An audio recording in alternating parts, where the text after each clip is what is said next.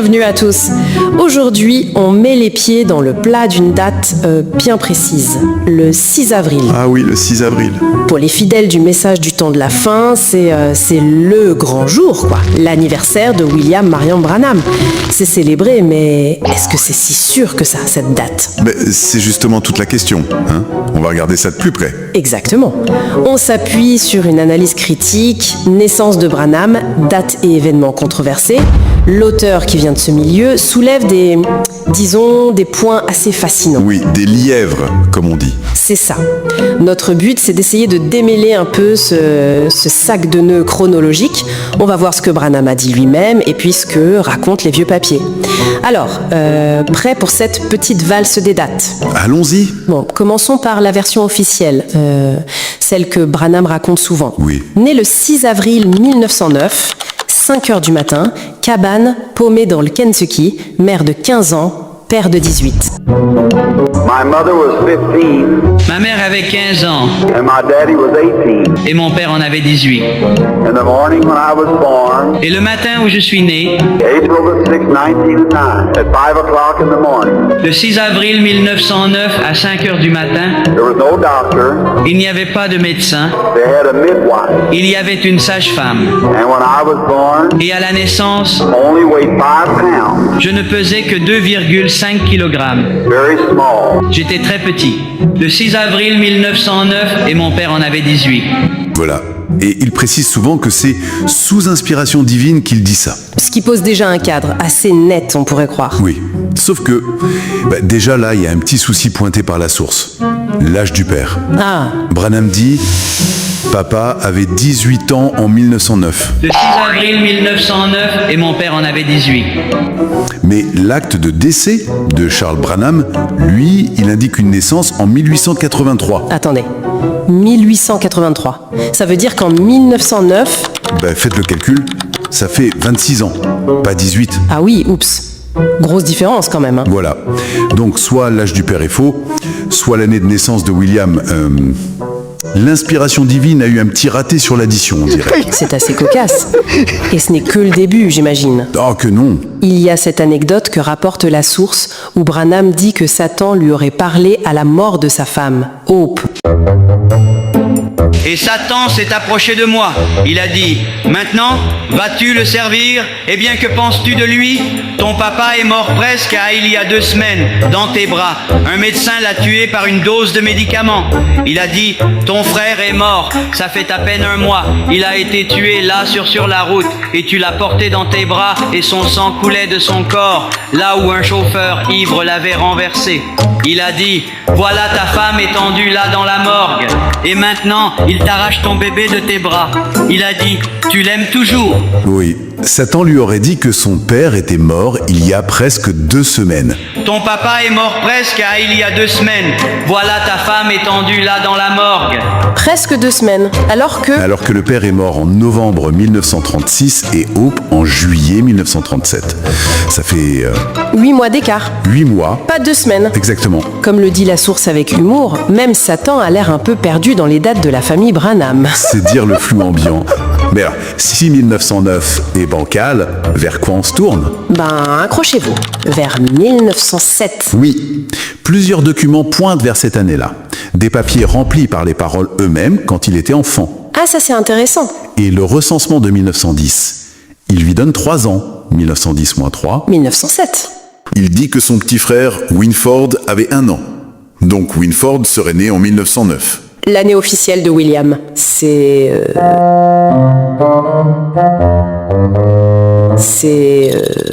troublant, ça. Et attendez, ce n'est pas fini pour 1907. Encore. Oui. Accident de chasse en 1923. Le journal local et la facture de l'hôpital sont clairs. William a 16 ans. 1923 moins 16. 1907. Décidément. Et le pompon, comme vous disiez tout à l'heure, Oui. c'est Branham lui-même. Il parle d'un certain Alexander Dowie, un prédicateur mort le 9 mars 1907. Et Branham affirme être né le lendemain. Now Dr. Dowie in his death prophesied that I would come to that. Et Dr. Dowie, à sa mort, avait prophétisé que j'irais à cette cité-là 40 ans après sa mort. Je n'en savais rien. Il est mort un jour, et moi, je suis né le lendemain. Le 10 mars 1907, non. C'est lui qui le dit. C'est lui qui le dit. Il est mort un jour et moi, je suis né le lendemain. Donc là, il donne une date qui n'a rien à voir ni avec le 6 avril, ni même avec 1909. C'est un vrai numéro d'équilibriste chronologique, cette histoire. 1907 semble tenir la corde, là. On pourrait croire, mais attention, ce n'est pas si simple. Il y a encore une autre date. Et oui, accrochez-vous. 1908. Non. Si, son acte de mariage avec sa première femme, Hope, en 1934. Un document officiel, signé par lui. Et il met quoi comme date de naissance? 8 avril 1908. Le 8 avril 1908. On change de jour et d'année, là. Et ça se confirme plus ou moins avec l'âge qu'il donne sur l'acte de naissance de son fils Billy Paul, en 1935. 27 ans, ça colle avec 1908. C'est presque de l'art abstrait à ce niveau. 1907, 1908. Mais alors comment on arrive enfin à ce fameux 6 avril 1909? Alors, le basculement semble se faire plus tardivement. Le recensement de 1930, lui, le donne âgé de 21 ans. Ce qui nous ramène à 1909. Voilà. Et surtout, le point clé, c'est son deuxième mariage avec Meda, en 1941. Là, il signe pour le 6 avril 1909. Et c'est cette date qui va s'installer. Mais la question qui tue, d'où sort-elle cette date précise, le 6 avril 1909 à 5 h du matin? L'origine est... comment dire, assez surprenante. D'après Branham lui-même, Oui. c'est une astrologue qui lui aurait révélé cette date et cette heure. Une astrologue?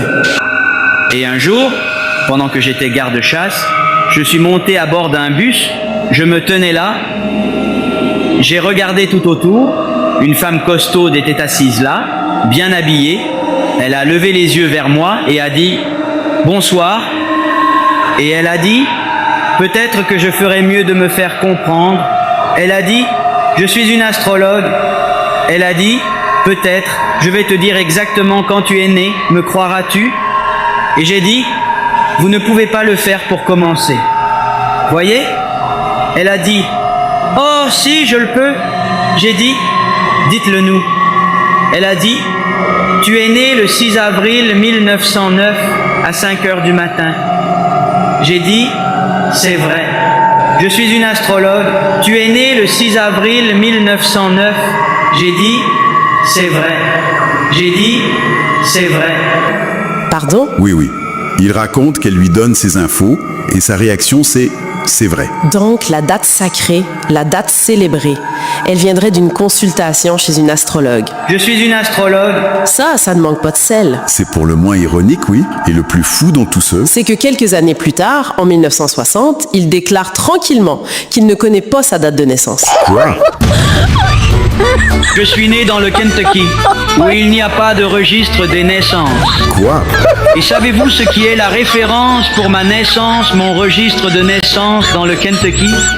L'année où le vent avait arraché la vieille souche, là sur la colline. Et c'est tout ce que les gens savaient. Ils disent, quand cet enfant est-il né? Lors de la cueillette des tomates. À quelle cueillette de tomates? Eh bien, c'était ça. C'était ça le registre des naissances dans les montagnes du Kentucky. Je ne connais donc pas mon âge, mais de toute façon, Quoi? Pardon? j'ai à peu près cet âge-là. Ainsi donc, lorsque c'est ce que ma mère m'a dit, et je pense qu'elle est très proche de la vérité. Je ne connais donc pas mon âge, mais de toute façon, Après l'astrologue et les signatures, de registres fiables au Kentucky, qu'il se fie à ce que sa mère lui a dit, c'est ce que ma mère m'a dit, ajoutant qu'elle était proche de la vérité. et je pense qu'elle est très proche de la vérité. Proche de la vérité. C'est une façon élégante de dire que ce n'était pas tout à fait ça. C'est ça. Il semble avoir totalement oublié sa conversation avec l'astrologue et ses propres signatures sur les actes de mariage. Une sorte d'amnésie sélective, peut-être. C'est incroyable. Et cette incertitude, elle est même admise dans des écrits importants du mouvement. Le livre « Un prophète visite l'Afrique du Sud », qui est censé avoir une caution quasi divine. Oui. Il admet noir sur blanc, personne ne connaît avec certitude la date, mais on croit que c'est le 6 avril 1909. Le doute est donc permis, même dans les cercles internes. Alors, si on récapitule, 1907, soutenu par des docs et Branham lui-même, 1908, signé par lui, et 1909, qui apparaît plus tard, venant d'une astrologue, mais finalement adopté. Pourquoi ce glissement vers 1909 au final? La source propose une explication, non? Oui, une hypothèse assez pragmatique, voire un peu rocambolesque. Dites non. En 1924, le père Branham est arrêté pour contrebande d'alcool. Et comme papa était un homme pauvre, mais qu'il ne pouvait pas s'empêcher de boire, alors il s'est mis à fabriquer du whisky dans un alambic. Et alors, j'en ai vu de dur à cause de ça, vu que j'étais le plus âgé des enfants. Je devais faire le transport de l'eau à cet alambic pour que les serpentins restent froids pendant qu'il fabriquait le whisky. Après, il s'est mis à en vendre. Alors il s'est procuré 2 ou 3 alambics. En 1924, le père Branham est arrêté pour contrebande d'alcool. Papa était un homme pauvre. Il s'est mis à fabriquer du whisky dans un alambic. Je devais faire le transport de l'eau à cet alambic Potentiellement complice. pour que les serpentins restent froids pendant qu'il fabriquait le whisky. Après, il s'est mis à en vendre. Si William est né en 1907, il avait 16-17 ans à ce moment-là. Ce qui, selon les lois de l'Indiana à l'époque, pouvait le rendre majeur, et donc... Potentiellement complice. L'idée de la source, c'est que la famille aurait pu vouloir le rajeunir pour éviter des ennuis judiciaires. Comment ça? En lui attribuant l'année de naissance de son petit frère Winford, né en 1909 et décédé jeune. Ils auraient échangé les années. C'est l'hypothèse. On aurait même renommé ce frère décédé Édouard dans les récits plus tard, pour brouiller les pistes. Ah, c'est assez malin comme stratégie de défense, si c'est vrai. Une façon d'échapper à d'éventuelles poursuites, oui. Ça expliquerait ce glissement définitif vers 1909. Bon sang. Si William est né en 1907, en 1924, il aurait eu 16, presque 17 ans. Or, dans l'Indiana, à cet âge-là, il était considéré comme majeur pénalement. Ah, je vois. Donc il aurait pu être inquiété par la justice. Potentiellement. Alors que s'il adoptait l'année de naissance 1909, qui était celle de son frère cadet Winford, décédé entre-temps, eh bien, il redevenait mineur aux yeux de la loi. Moins de risques. Ça expliquerait le changement. Et l'étude mentionne aussi une histoire avec le nom du frère. Oui, elle suggère que le nom du frère décédé, Winford, aurait été changé en Édouard dans certains récits, peut-être pour brouiller un peu plus les pistes.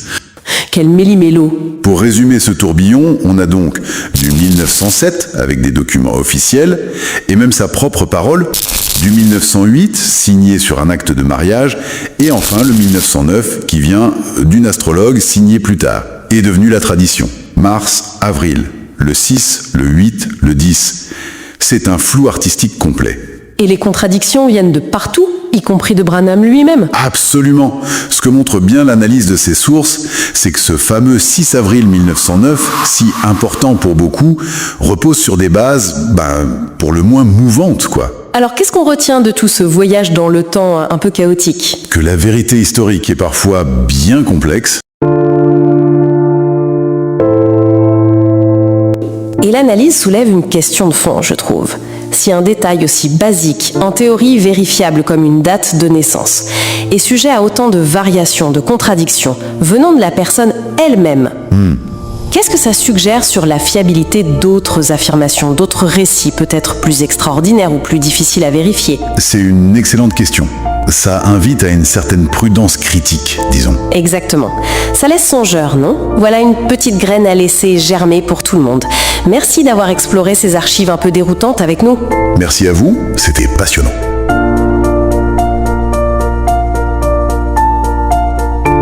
Après avoir traversé cette enquête rigoureuse, un fait demeure incontestable. La date de naissance de William Branham, censée être un détail mineur, s'est transformée en un point névralgique révélateur de manipulations, de contradictions et de falsifications multiples. Les documents officiels, les déclarations personnelles, les publications de son entourage, jusqu'aux sermons enregistrés, présentent un tableau incohérent.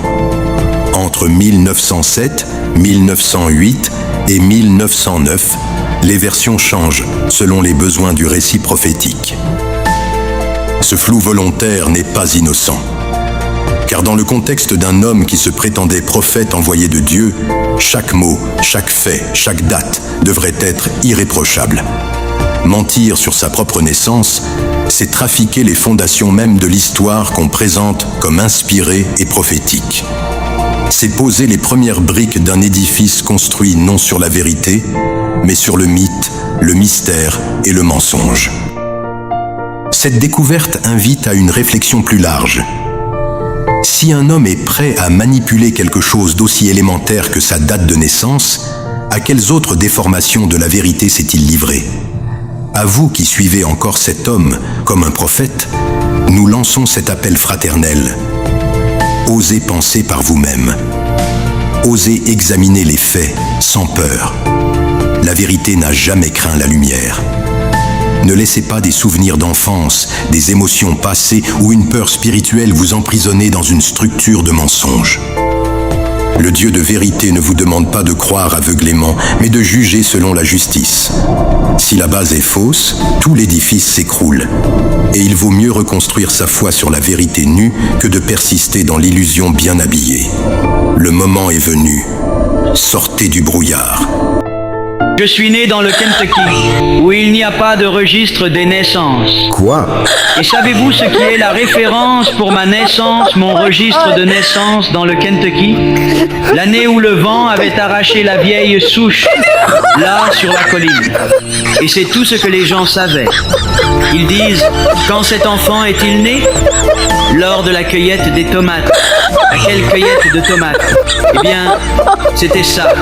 C'était ça le registre des naissances dans les montagnes du Kentucky. Je ne connais donc pas mon âge, mais de toute façon, Quoi? Pardon? j'ai à peu près cet âge-là. Ainsi donc, lorsque c'est ce que ma mère m'a dit, et je pense qu'elle est très proche de la vérité. Je ne connais donc pas mon âge, mais de toute façon,